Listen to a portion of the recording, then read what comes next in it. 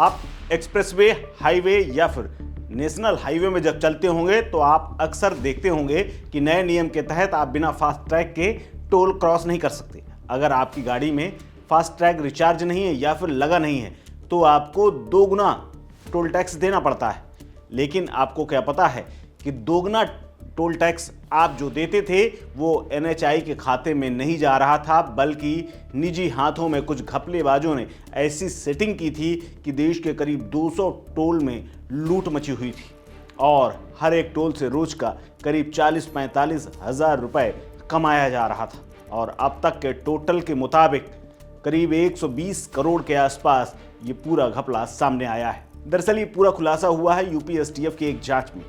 UP STF ने NHI के Utraula toll plaza पर छापा मारकर देश भर में फैले हुए टोल वसूली के नेटवर्क के घोटाले का पर्दाफाश किया है।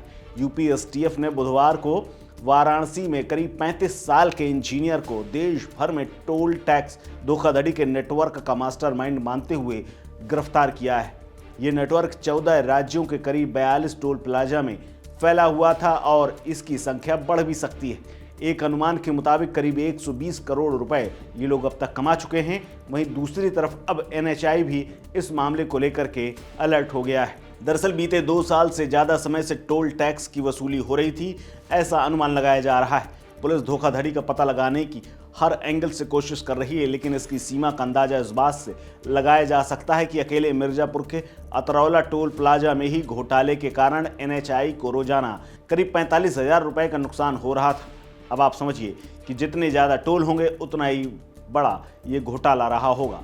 प्रोग्रामर और टोल प्लाजा के एक पूर्व कर्मचारी आलोक कुमार सिंह ने एक अवैध सॉफ्टवेयर सिस्टम उन कंप्यूटर्स में अपडेट कर रखा था जो टोल के गैंग के सदस्यों के निजी बैंक खातों में भेज देता था। सॉफ्टवेयर का मकसद बिना फास्टैग वाले या कम फास्टैग बैलेंस वाले वाहन थे, जिसमें आमतौर पर दोगुना टोल टैक्स लिया जाता है।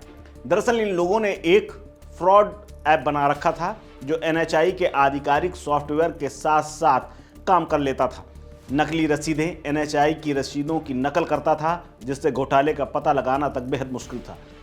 पकड़े गए आलोक सिंह ने टोल प्लाजा प्रबंधकों और IT कर्मचारियों के साथ मिलकर टोल बूथ सिस्टम के सॉफ्टवेयर इंस्टॉल कराए थे और इसी के साथ वो कलेक्शन डाइवर्ट करा लिया था। डाइवर्ट किए गए टोल कलेक्शन को आलोक सिंह टोल प्लाजा संचालकों और अन्य सहयोगियों के साथ मिलकर आपस में बांट लेते थे। खुद आलोक सिंह ने 42 टोल प्लाजा पर खुद ही सॉफ्टवेयर इंस्टॉल करने की बात स्वीकार कर ली है और माने तो यूपी में 9 टोल प्लाजा, MP में 6, राजस्थान, गुजरात, छत्तीसगढ़ के 4-4, महाराष्ट्र और झारखंड में 3-3, पंजाब, असम और बंगाल में 2-2, जम्मू कश्मीर, उड़ीसा, हिमाचल प्रदेश और तेलंगाना तक में ये पूरा नेटवर्क फैला हुआ था और हर जगह से वसूली आ रही थी। STF ने धोखाधड़ी के लिए मिर्जापुर के Shiv Gulam, toll plaza manager Rajeev Kumar Mishra और टोल कर्मचारी मनीष मिश्रा को भी गिरफ्तार किया है।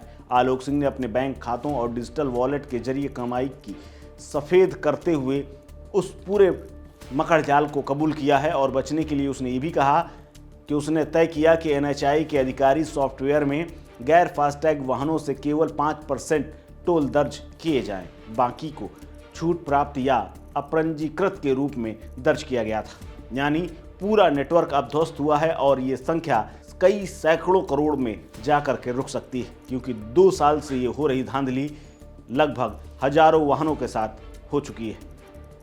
इस खबर में फिलहाल इतना ही। अपडेट्स के लिए बने रहिए वन इंडिया हिंदी के साथ। नमस्कार।